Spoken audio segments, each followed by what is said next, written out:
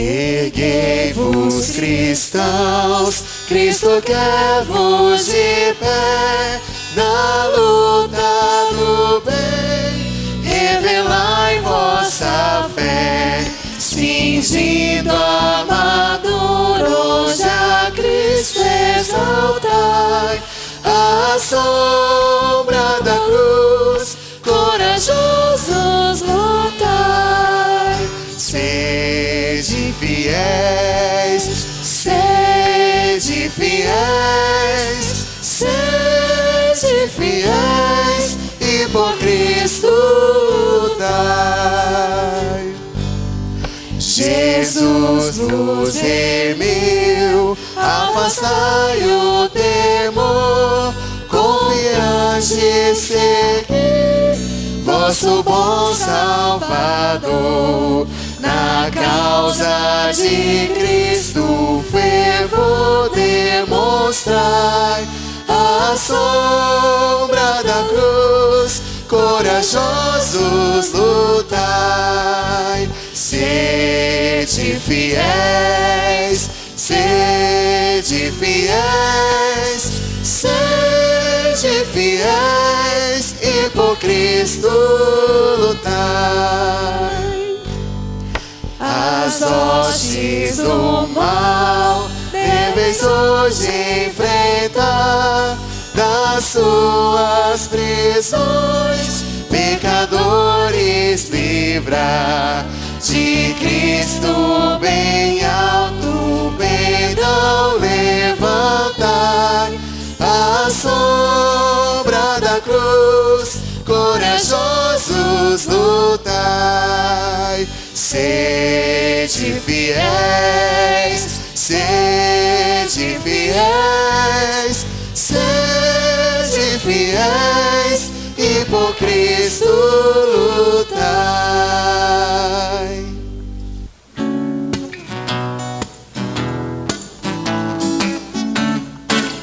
A formiguinha corta a folha e carrega, quando uma deixa, a outra pega.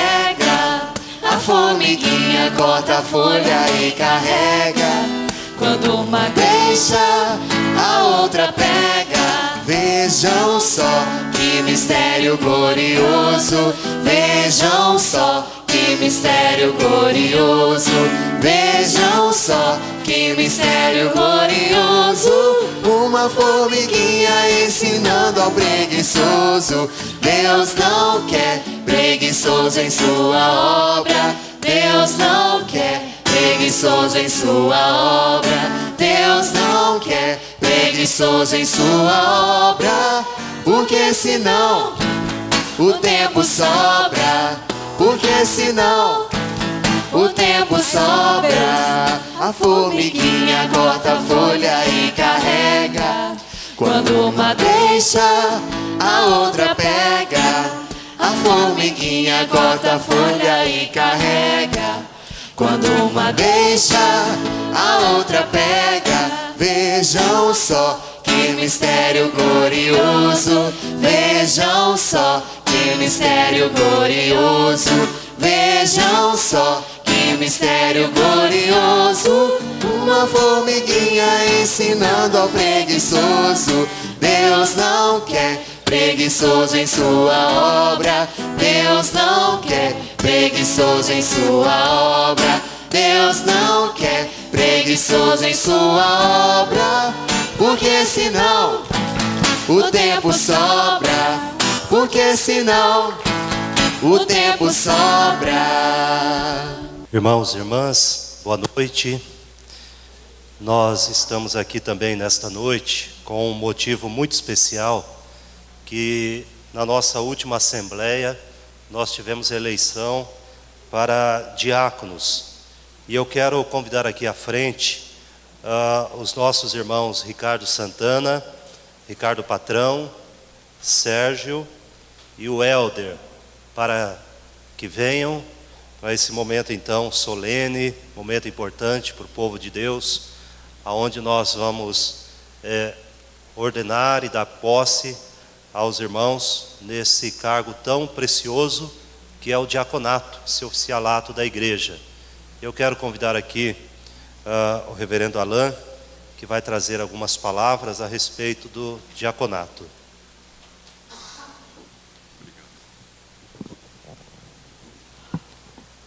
Hoje é uma noite de alegria, uma noite abençoada, em que mais uns oficiais, mais uns servos de Deus vão ser ordenados, nem todos, hein? Alguns já o são, vão ser meramente empossados, e nós vamos dar uma rápida palavra para lembrar de onde vem, inclusive, o diaconato. Nós temos um relato no livro de Atos, Atos 6, que nos ensina, que nos informa que quando a igreja passou por uma crise, na realidade possivelmente a primeira crise interna, que se deu por uma questão de preferência às viúvas dos judeus, em detrimento das viúvas dos gregos, surgiu uma grande controvérsia no meio da igreja. E graças à direção do Espírito Santo, essa controvérsia foi resolvida da melhor maneira, de tal maneira que irmãs foram escolhidos para servir às mesas. É interessante reler esse trecho que nos ensina, inclusive, a nos colocar sob a direção do Espírito Santo. Diz assim a palavra de Deus em Atos 6, a partir do versículo 1. Ora, naqueles dias, multiplicando-se o número dos discípulos, houve murmuração dos helenistas contra os hebreus, porque as viúvas deles estavam sendo esquecidas na distribuição diária. Então os 12 convocaram a comunidade dos discípulos e disseram: não é razoável que nós abandonemos a palavra de Deus para servir às mesas. Mas, irmãos, escolhei dentre vós 7 homens de boa reputação, cheios do Espírito e de sabedoria, aos quais encarregamos deste serviço. A narrativa prossegue, mas nós vamos parar por aqui, porque nós temos aqui as qualificações de um diácono, um homem de boa reputação, um homem cheio do Espírito, um homem cheio de sabedoria, que vai servir às mesas. Servir às mesas não significa simplesmente servir à ceia, não era o sentido da palavra aqui, significava dar assistência, aquilo que hoje a gente chamaria de assistência social, dar assistência às viúvas, dar amparo também aos órfãos, a todos os necessitados, e esse braço de ajuda que é tão necessário na igreja. Ao mesmo tempo, os diáconos que são encarregados de manter a ordem dentro do templo, de orientar os visitantes, de, ao mesmo tempo, informar, e nisso também o diácono tem um papel de auxiliar dos pastores, dos presbíteros, como eles, inclusive um oficial, ele é ordenado, ele orienta, inclusive do ponto de vista doutrinário, quem tem dúvida, ele se coloca à disposição, ele faz na realidade tudo aquilo que qualquer crente faz, mas ele o faz de forma integral, ele coloca verdadeiramente a sua vida à disposição. Nós temos um relato também em João, que nos mostra que Cristo também foi chamado de diácono, aquele que serve. Em João 13, nós temos aqui um relato, uma lição de humildade, a partir do versículo 12. Depois de lhes ter lavado os pés, tomou as vestes e, voltando à mesa, perguntou-lhes: compreendeis o que vos fiz? Vós me chamais o mestre e o Senhor, e dizeis bem, porque eu sou. Ora, se eu, sendo o Senhor e o mestre, vos lavei os pés, também vós deveis lavar os pés uns dos outros. Porque eu vos dei o exemplo para que, como eu vos fiz, façais vós também. Em verdade, vos digo que o servo não é maior do que o seu senhor, nem o enviado maior do que aquele que o enviou. Ora, se sabeis estas coisas, bem-aventurados sois, se as praticardes. Então, nós temos aqui uma lição do mestre dos mestres, do Senhor, que também se fez servo, serviu, e assim como ele, nós também servimos, e os diáconos dão esse exemplo de serviço aqui na igreja, colocando toda a sua vida, então, em dedicação a esse santo ministério. O nosso manual litúrgico também, além de referir Atos 6, que é o início do diaconato, também nos relembra da palavra de Deus em 1 Timóteo, capítulo 3, versículos de 8 a 10 e também versículos 12 e 13. E diz assim: os diáconos têm que ser homens de boa reputação, extremamente importante isso, boa reputação dentro e fora da igreja, cheios do Espírito Santo e de sabedoria, como nós lemos. E também, agora, propriamente em 1 Timóteo, quanto a diáconos, é necessário que sejam respeitáveis, de uma só palavra, não inclinados a muito vinho, não cobiçosos de sorte da ganância. Também sejam estes primeiramente experimentados, e se mostrarem irrepreensíveis, exerçam o diaconato. O diácono seja marido de uma só mulher e governe bem seus filhos e a própria casa. Então nós temos aqui alguns deveres, não são todos eles, que estão relacionados aqui. Compete, pois, aos diáconos, primeiramente, receber e guardar fielmente as ofertas da igreja para os pobres e para outros fins piedosos. Segundo, distribuir essas ofertas segundo o desígnio da igreja e as necessidades dos pobres. Terceiro, zelar pela boa ordem no serviço divino e pela decência, limpeza e ordem no templo e suas dependências. No desempenho do seu ofício, eles são sujeitos à direção do conselho de sua igreja. E a palavra final aqui: os diáconos, portanto, são na igreja os ministros da distribuição e caridade fraternal e da ordem no culto. Nós temos aqui também diáconos que são evangelistas, inclusive isso está na tradição da igreja, porque em Atos 6 nós vemos também Estevão, nós vemos Filipe também, que foram grandes evangelistas. E nós temos congregações e pontos de pregação que estão sendo mantidos e abertos inclusive por diáconos. Então o diácono também tem esse papel de assistência e de evangelização. Eu deixo a palavra agora com o reverendo Baltazar, que agora vai proceder às perguntas constitucionais que estão também no nosso manual litúrgico. Eu quero convidar os irmãos para que venham aqui à frente e se coloquem aqui à minha esquerda. Nós vimos a importância deste ofício dentro da nossa igreja. Os nossos oficiais, diáconos, exercem um ministério precioso, visto que a própria palavra diácono, ela quer dizer servo. Servos somos todos nós, a palavra de Deus nos diz. Mas entre os servos, Deus então estabelece alguns como diáconos, para que nos ajudem, nos conduzam a fazer aquilo que o Senhor determinou para a sua igreja. Então eu quero dirigir aqui aos irmãos algumas perguntas que fazem parte então desse momento, e os irmãos possam respondê-las. Queridos irmãos, vocês creem que as escrituras sagradas, tanto do Velho quanto do Novo Testamento, são a palavra de Deus, e que esta palavra é a única regra infalível de fé e prática? Sim. Vocês recebem e adotam a confissão de fé e os catecismos desta igreja como fiel exposição do sistema de doutrina ensinado nas Santas Escrituras?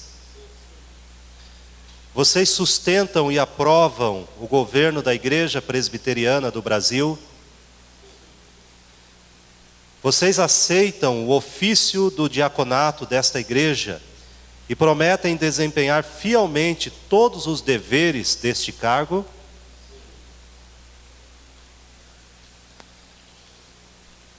E por último, irmãos, vocês prometem ainda procurar manter e promover a paz, a unidade, a edificação e a pureza da igreja? Muito bem, os irmãos estão aqui de testemunha das respostas dos nossos irmãos. Eu quero que a igreja se coloque em pé e estenda a sua mão direita. E eu também quero fazer duas perguntas à igreja. Eu quero que a igreja olhe aqui para estes oficiais, para estes irmãos que estão prestes a serem agora ordenados, instalados no seu cargo, para que possam diante de Deus, diante dos seus ministros e presbíteros e de todos que estão aqui, fazerem esta solene promessa.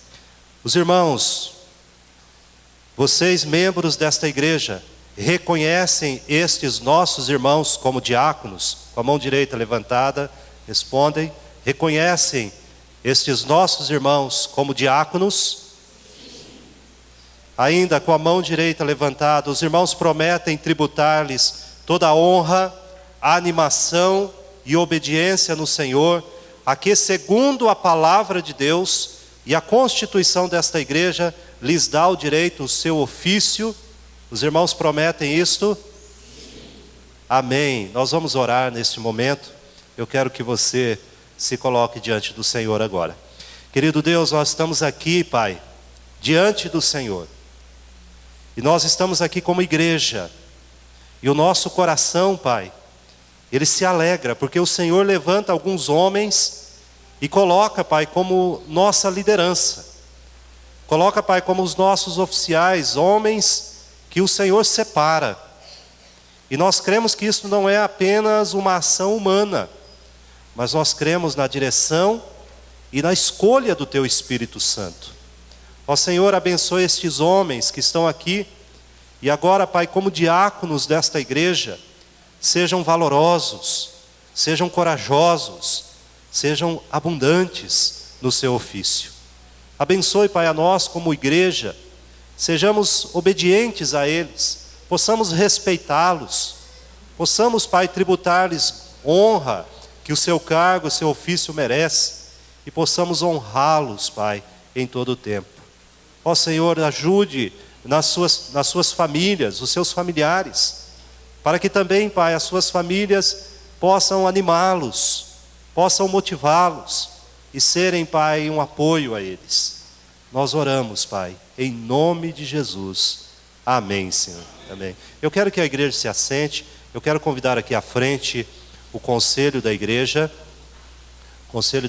para que venham aqui. Eu quero convidar também o nosso irmão presbítero Joston, que venham, e o nosso irmão reverendo Neurival, se for possível também, que venha para nos ajudar na imposição de mãos aqui, para a ordenação dos irmãos. Irmãos, a igreja elegeu os nossos irmãos Ricardo Santana, que está assumindo o diaconato pela primeira vez, e ele então será neste momento ordenado a esse ofício. A nossa igreja elegeu também o Elder, nosso irmão Elder, que também pela primeira vez assume aqui o diaconato, será também ordenado a esse ofício. E os nossos irmãos Sérgio e Ricardo Patrão, que já foram anteriormente ordenados, estão tomando agora posse, para mais este mandato. Eu quero convidar aqui o Ricardo e o Elder para que os irmãos venham aqui e se coloquem diante do conselho, de joelhos, para que, diante de Deus, não do conselho, o conselho é um canal de Deus aqui neste momento. Nós vamos orar e depois, com a imposição das mãos, nós vamos passar a ordenação destes irmãos. Vamos orar. Quero convidar o reverendo Hamilton, faça esta oração e depois nós procederemos à ordenação. Ó Pai querido, nós estamos apresentando esses homens na Tua presença para desempenharem o diaconato na igreja local.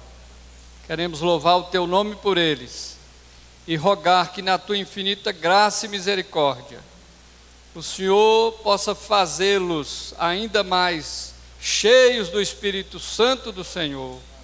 Homens, ó Senhor, de palavras, homens, Senhor, que andem na Tua presença, homens, ó Pai, que rejeitem o pecado e que amem a Tua palavra. Que o Senhor possa colocar nas suas bocas, ó Pai, uma palavra de equilíbrio, uma palavra temperada, uma palavra que conduza as pessoas nos caminhos do Senhor. E também ao Senhor, pedimos que o Senhor dê a eles sensibilidade para lidarem com todas as situações, com todos os necessitados, ó Senhor, com todas as pessoas que os procurarem, que eles possam ter um coração sensível, Senhor, um coração amoroso, ó Senhor, um coração voltado, ó Pai, para as pessoas em todos os momentos das suas vidas. Pedimos por eles, que o Senhor os abençoe, que o Senhor dê a eles força e visão de investimento na Tua obra, no Teu reino, para a glória e o louvor do Teu nome, Pai, é o que nós oramos agora, em nome de Jesus. Amém. As mãos sobre os irmãos. Senhor, neste momento, Pai, pela autoridade que o Senhor nos dá, como pastores e presbíteros, nós, Pai, diante do Senhor, com temor e tremor, nós colocamos a vida dos Teus servos e clamamos, Pai, pela ordenação a este ofício tão importante dentro da Tua igreja. Toma-os em Tuas mãos, Pai, e que Teu Espírito Santo os capacite a, com paciência, com determinação, cumprirem este ofício tão importante na igreja. Nós, Pai, diante do Senhor e em nome do Senhor, os declaramos ordenados para a glória do Senhor. Em nome de Jesus. Amém, Senhor. Amém. Irmãos, pode ficar em pé. Nós os recebemos, damos as boas-vindas. Deus abençoe. Eu quero convidar alguns diáconos, representando a junta diaconal, para que dê também aqui as boas-vindas que venham, e ao conselho também, que agora dê as boas-vindas aos nossos irmãos, dê a destra, né, de boas-vindas aos nossos novos diáconos. Irmãos, irmãs, eu quero convidar a igreja a abrir a palavra de Deus, num texto que está lá em 1 Coríntios, no capítulo 15, 1 Coríntios, capítulo 15.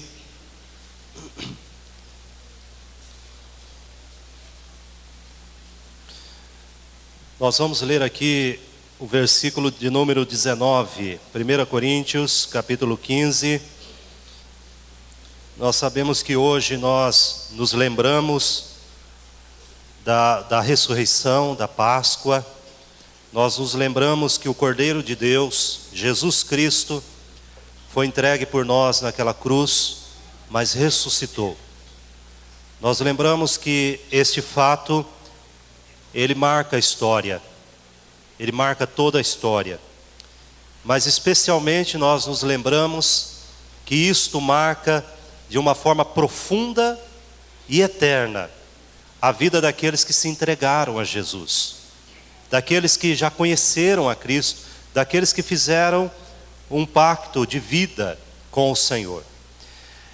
A palavra de Deus diz em 1 Coríntios capítulo 15, versículo 19, quando aqui Paulo argumenta a respeito da realidade da ressurreição, quando alguns então tentam tirar do Evangelho, da pregação do Evangelho, o fato de que Jesus Cristo está vivo, Ele ressuscitou.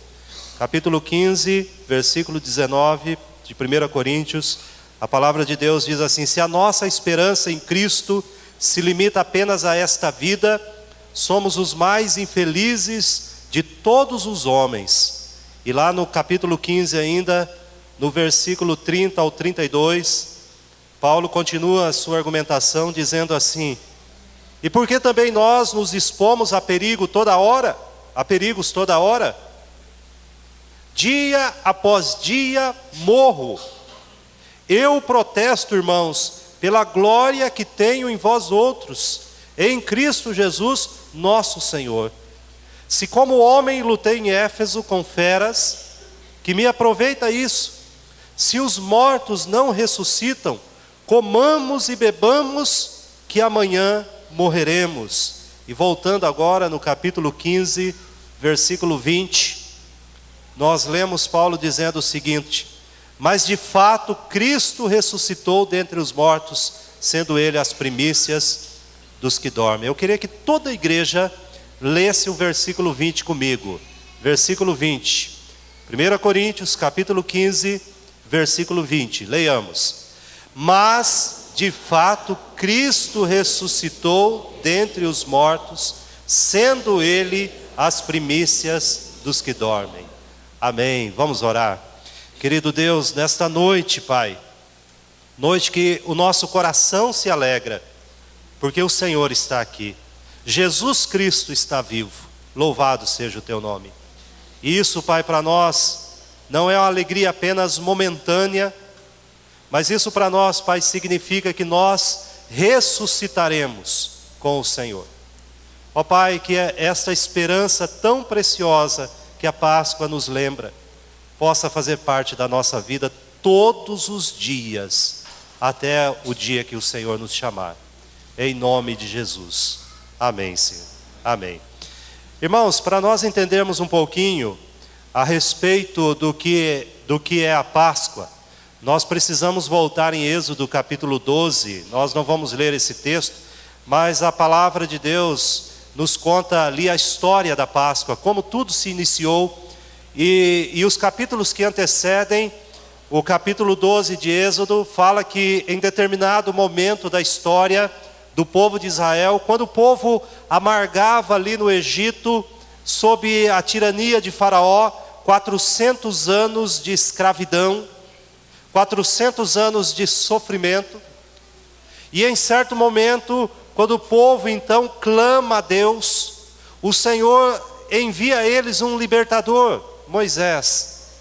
E nós conhecemos a história de que o Senhor então, com mão forte, mão poderosa, lança sobre o Egito 10 pragas. E cada uma dessas pragas ali anunciadas e cumpridas, elas não só refletem questões humanas, mas há uma verdadeira luta espiritual ali se travando. O Senhor Deus Todo-Poderoso, Ele mostra àquela nação orgulhosa, arrogante, de que Ele é o Senhor de toda a terra. Mas a última praga que Deus lança sobre o Egito, Ele prepara o povo de Israel, e Ele diz, olha, na noite específica, vocês então preparem um cordeiro, cada família preparem um cordeiro, e este sangue que vocês matarão o cordeiro, e recolherão este sangue numa vasilha, vocês pegarão este sangue e passarão nos umbrais da porta de vocês. Cada família terá que marcar a sua casa com este sangue do cordeiro, porque eu visitarei a terra do Egito, eu visitarei esta terra, e essa visita nesta terra eu tirarei de cada família dos egípcios, cada filho primogênito, todos os filhos mais velhos do Egito morrerão. E parece, irmãos, que isso é uma tirania da parte de Deus, mas havia algo em jogo ali, o Cordeiro de Deus, que tira o pecado do mundo. É interessante lembrarmos, irmãos, que os hebreus, eles moravam ali no Egito, do lado do rio Nilo, numa terra chamada Gósen, e esta terra era vista então como a terra da morte, como a terra da escuridão. Os egípcios criam então que quem morasse desse lado do rio Nilo, aonde o sol se punha, eles então moravam na terra da morte, porque a terra da vida era onde o sol nascia. O deus Ra era o deus egípcio, o deus do sol, o deus da vida, trazia luz, trazia brilho sobre os egípcios. E os hebreus moravam na terra da morte, na terra da escuridão, aonde o sol se punha. E Deus então, quando visita a terra do Egito, Ele traz morte, não na terra da morte, aonde estavam os hebreus, mas Ele traz morte na chamada terra da vida, aonde estavam os egípcios, provando que Deus é o Deus da vida. provando que o Senhor é o Deus da vida, e não um Deus egípcio, que foi derrotado naquela noite. Irmãos, a Páscoa mostra que aqueles que foram marcados pelo sangue do Cordeiro, recebem agora o sinal da vida. A vida está em Jesus Cristo. Bom, a Páscoa marca um começo aqui para os hebreus, o povo judeu, como uma nação. E todas as vezes que o povo se reunia, na verdade os judeus tinham 2 calendários. Um calendário civil, que começava mais ou menos em setembro, outubro. E esse calendário civil tinha as suas festas, mas havia um calendário religioso, que começava mais ou menos em março, abril. Então, esse calendário religioso começava com a Páscoa. E a Páscoa, todas as vezes que o judeu comemorava a Páscoa, que matava o cordeiro, ele se lembrava então de que um dia ele havia sido cativo no Egito, ele havia sido escravo, e ele foi liberto pelo cordeiro. Ele foi liberto pelo sangue do cordeiro. Quando o destruidor passou pela terra, o sangue do cordeiro o protegeu, o manteve vivo. Todas as vezes que o cordeiro era morto, iniciando então este ano, este calendário religioso, os judeus se lembrariam de que eles foram libertos. Quando Paulo escreve também aqui, irmãos, aqui em 1 Coríntios, na verdade estima-se que naquela época havia 60 milhões de escravos no Império Romano. 60 milhões de escravos. E todas as vezes que Jesus Cristo era anunciado como o Cordeiro de Deus, todas as vezes que a ressurreição de Jesus era anunciado, eles se lembravam que eles foram libertos da escravidão do pecado. Nós hoje muitas vezes perdemos a força deste sentido, porque nós não somos escravos, literalmente falando. Nós não servimos a alguém como escravo. Então, quando nós falamos que Jesus Cristo nos liberta da escravidão, talvez nós não tenhamos o mesmo impacto que tiveram aqueles primeiros judeus no Egito, e nem o mesmo impacto que tiveram muitos dos nossos irmãos crentes ali no primeiro século da igreja, no Império Romano, aonde a igreja em muitos lugares era constituída em quase a sua totalidade de escravos ou ex-escravos. O Cordeiro de Deus, o Senhor ressurreto, ele liberta da escravidão, e isto fala fundo ao coração daquelas pessoas. Mas de certa forma, irmãos, nós também nos lembramos que nós fomos escravos do pecado. A Bíblia diz que quem comete pecado é escravo do pecado. E o Senhor Jesus então nos liberta desta escravidão, deste pecado. E a palavra de Deus nos fala em todo o Novo Testamento a respeito de Jesus Cristo, o Cordeiro de Deus. E é interessante, irmãos, que por todo o Antigo Testamento, o Cordeiro de Deus fez parte da vida do povo.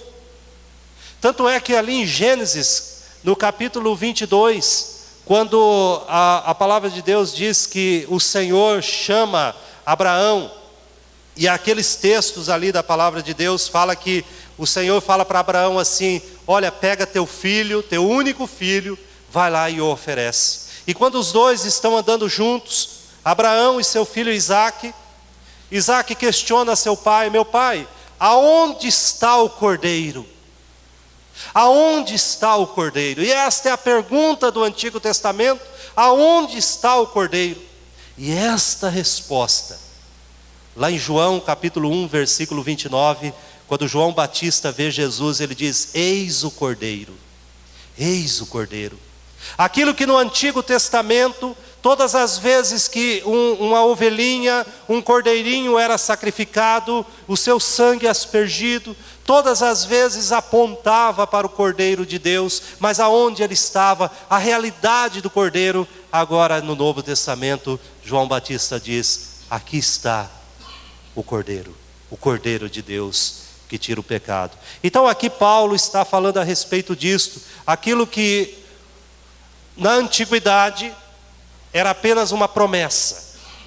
Hoje ele é real. Essa ressurreição, este Cordeiro de Deus que foi morto e ressurreto, ele é real. Ele não pode ser posto em questionamento, como alguns estavam fazendo. Mas ele é o centro da mensagem da palavra de Deus. Irmãos, o Cordeiro marca radicalmente os que são resgatados, redimidos. E é isso que eu queria falar um pouquinho. O Cordeiro de Deus marca. Lembra do sangue na porta? Ele marca radicalmente a vida daqueles que foram resgatados. Se você e eu que estamos aqui esta noite e diz que serve a Deus, mas sua vida continua igual, a sua vida é igual àquele que não serve a Deus, se você tem os mesmos gostos, se você tem os mesmos pensamentos, olha, o Cordeiro de Deus ainda não marcou a sua vida. Porque a palavra de Deus diz, Paulo começa a ponderar, a pensar sobre isso, que o Cordeiro de Deus marca a maneira, o estilo de vida, a maneira que ele vive, a maneira que ele pensa. Ele não consegue mais estimar a sua vida sem a ressurreição. Ele não consegue mais imaginar a sua vida sem Jesus Cristo, a realidade do Cordeiro de Deus. Tanto é, irmãos, que Paulo olha para os perigos que ele enfrentou, né? E ele diz, esses perigos vêm a toda hora. Toda hora. Se você abrir a sua Bíblia, lá em 2 Coríntios, no capítulo 11, nós estamos aqui em 1 Coríntios 15, mas 2 Coríntios capítulo 11, veja só que Paulo enfrenta a vida que Paulo leva, a vida que Paulo enfrenta. Ela só pode ser enfrentada se algo aconteceu com ele. O estilo de vida que ele adotou, que Deus separou para ele, só pode ser suportado se ele foi marcado por este Cordeiro. Irmãos, você e eu, nós só podemos enfrentar a vida cristã, nós só podemos enfrentar os desafios se realmente você foi marcado pelo Cordeiro. 1 Coríntios capítulo 11, versículo 26, ele diz assim, em jornadas, muitas vezes, em perigos de rios, em perigos de salteadores, ladrões, em perigos entre os patrícios, em perigo entre os gentios, em perigo na cidade, em perigos no deserto, em perigos no mar, e em perigos entre falsos irmãos.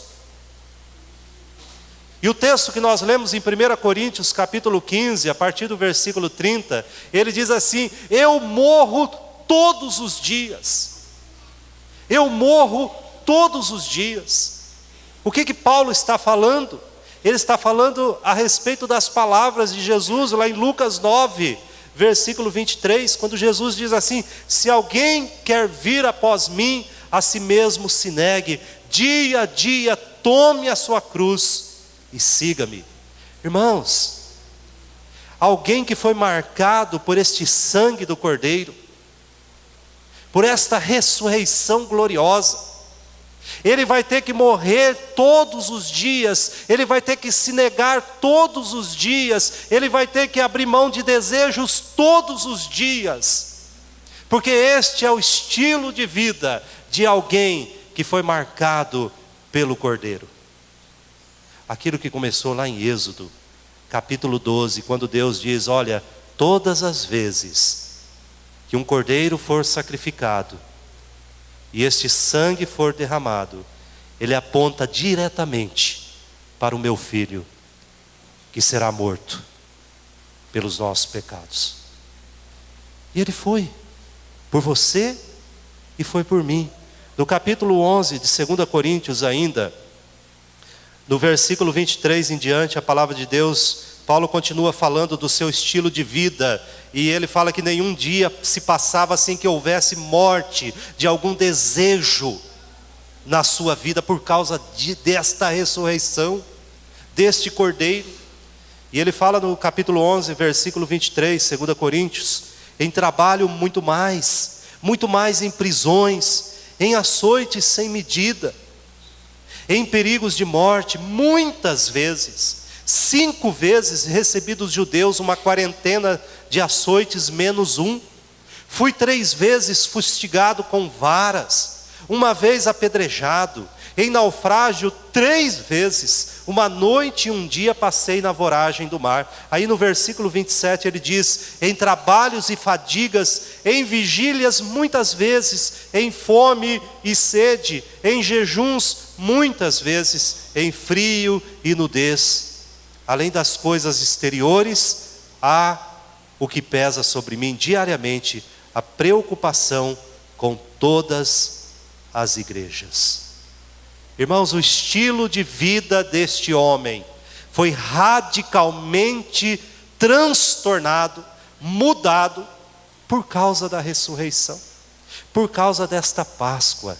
Hoje, infelizmente, quando nós lembramos desse dia, a Páscoa não é apenas um dia, não é apenas um domingo, mas a vida do cristão é todo o tempo. O máximo que nós conseguimos nos lembrar é de algum chocolate, de algum almoço em família, ou de alguma outra guloseima. Mas nós não conseguimos, muitas vezes, imaginar que Jesus Cristo, o Cordeiro de Deus, entregou a sua vida para que você e eu fôssemos libertos da escravidão do pecado. E que a nossa vida, por causa deste fato que aconteceu, Paulo pontua isso na história, ele diz: isto não é uma fábula, isso não é uma ilusão, isso não é uma mentira. E ele chega a afirmar o seguinte: se Jesus Cristo não ressuscitou, a fé que nós temos é inútil, é vã. Abandone o Evangelho, abandone, se isso não for verdade. E lá no capítulo 15, irmãos, do texto que nós estamos vendo de 1 Coríntios, ele fala a respeito, no versículo 32, ele fala: se como homem lutei em Éfeso com feras. E até isso Paulo fala, ele se recorda que lutou com feras em Éfeso. Nós não sabemos direito o que ele está se referindo, mas há 2 menções na Bíblia, em 2 Pedro capítulo 1, versículo 10, e Judas, versículo 10, fala que de alguns oponentes do Evangelho foram chamados de feras. Então talvez tenha sido isso que ele esteja se referindo, quando ele fala que lutou com feras, pessoas que se opunham ao Evangelho. E ele já tinha enfrentado essas pessoas, segundo ele, lá em Éfeso. Ele chama feras, talvez seja isso.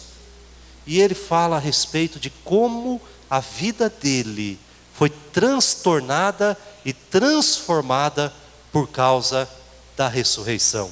Irmãos, ele fala lá em 2 Coríntios, capítulo 1, versículo 8: porque não queremos, irmãos, que ignoreis a natureza da tribulação que nos sobreveio na Ásia, porquanto foi acima das nossas forças, ao ponto de desesperarmos até da própria vida.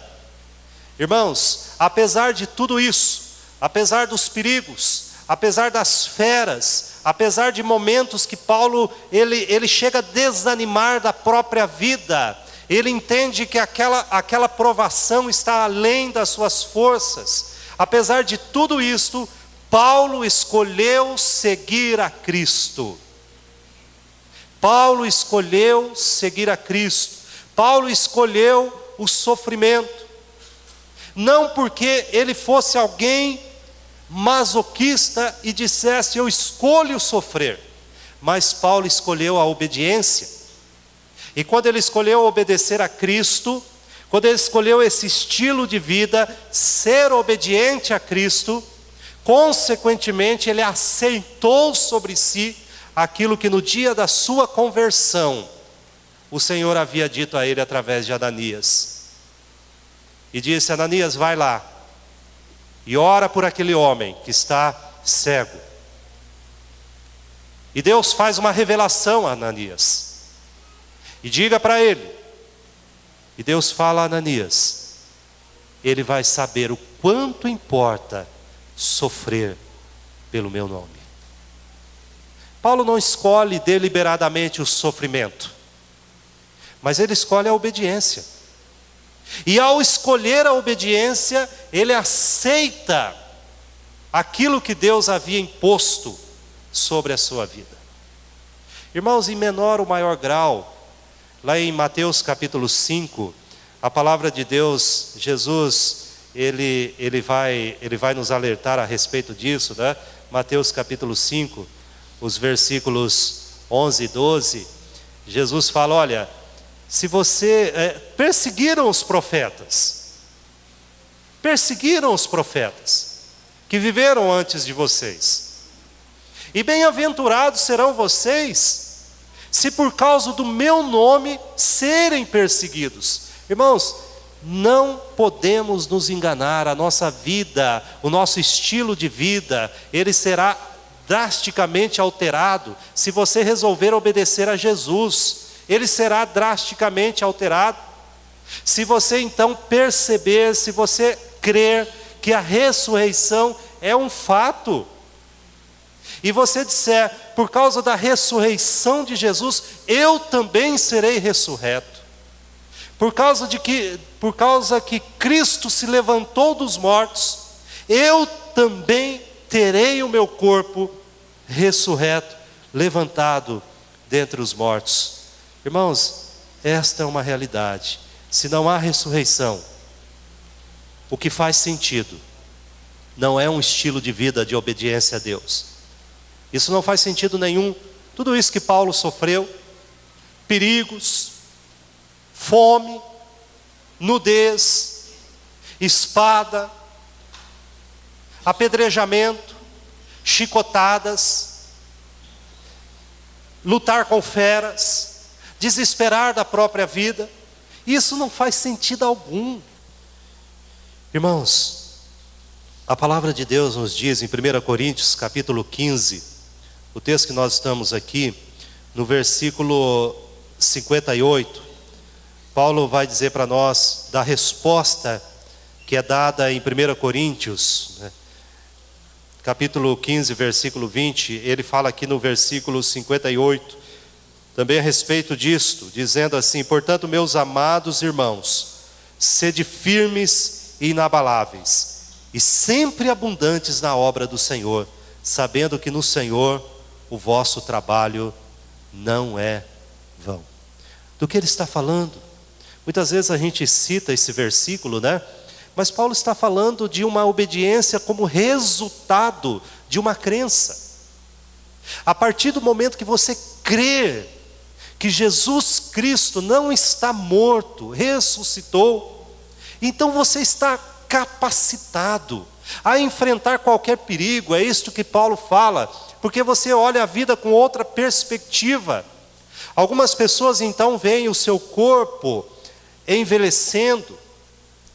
Algumas pessoas começam a ver os seus cabelos ficando brancos. Não é o caso do meu não, viu? O meu tá. Vê o seu corpo murchando. E se ele não tiver a esperança da ressurreição, ele desesperará. Ele tentará se agarrar a esta vida com todas as suas forças, porque ele não vê perspectiva de uma renovação, de um novo corpo, de que Cristo Jesus é a primícia dos que dormem, de que foi o primeiro a se levantar de entre os mortos, para que nós também pudéssemos ter os nossos corpos transformados, renovados, justificados e incorruptíveis. É isto que ele fala em 1 Coríntios capítulo 15. Se nós não tivermos essa esperança, irmãos, no nosso coração, então tudo não fará sentido, nada fará sentido. Mas se nós tivermos essa esperança, então o nosso estilo de vida, o que nós tivemos que sofrer pela obediência, nós o faremos. E Paulo fala lá no final: sede firmes, sejam firmes, inabaláveis, abundantes na obra de Deus, porque o trabalho não será em vão. não será em vão. A ressurreição faz diferença, irmãos, na nossa vida. 2 Coríntios, capítulo 4, versículos 16 e 17. A palavra de Deus diz assim para nós. Eu quero que você ache esse texto, eu vou esperar você achar. 2 Coríntios, capítulo 4, versículos 16 e 17. E nós vamos ler juntos. 2 Coríntios 4, 16 e 17. Leiamos todos juntos. Por isso, não desanimamos, pelo contrário, mesmo que o nosso homem exterior se corrompa, contudo, o nosso homem interior se renova de dia em dia, porque a nossa leve e momentânea tribulação produz para nós eterno peso de glória acima de toda comparação. Vamos ler o 18 também. Não atentando nós nas coisas que se veem, mas nas que se não veem, porque as que se veem são temporais, e as que se não veem são eternas. Irmãos, tendo essa esperança, tendo essa convicção, tendo esta certeza, se você que está aqui dentro hoje, crê que o que Deus falou lá em Êxodo, capítulo 12, a respeito do Cordeiro, e a respeito de que este Cordeiro de Deus se manifestou em Jesus, Jesus é o Cordeiro de Deus entregue por nós. Se você crê que este Cordeiro de Deus entregue na cruz, Jesus Cristo, derramou seu sangue por você, ressuscitou para que você ressuscitasse, se você crê nisto, então não desanime, não desanime. Mesmo que Paulo fala a leve e momentânea tribulação, este homem falar isso, de tudo que ele passou, mas ele chama de leve e momentânea. Ele diz que por causa do que nós cremos, ela produzirá peso de glória, ela produzirá fruto eterno. Irmãos, durante o que nós lembramos da Páscoa, nós devemos estar disposto nesta noite a deixar que, se você crê, Deus produza em você os resultados da sua crença. Deus produza na sua vida o estilo de vida de acordo com o que você diz crer. Agora, se você é alguém que crê, mas quer viver como o mundo, Tiago diz que a sua fé é nada, não tem valor. Ao crer, a nossa vida é modificada, e é modificada para a glória de Deus. Nós vamos, nesse momento, irmãos, orar, buscar a presença de Deus, vamos falar com o Senhor.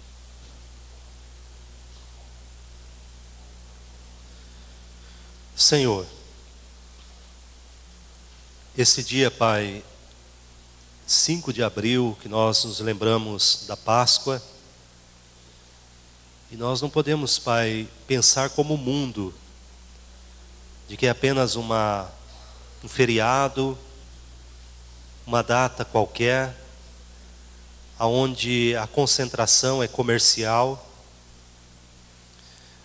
mas nós precisamos olhar, Pai, com mais interesse sobre isto, porque fala do nosso Jesus, do Cordeiro Santo de Deus, e fala que Ele morreu, mas ressuscitou.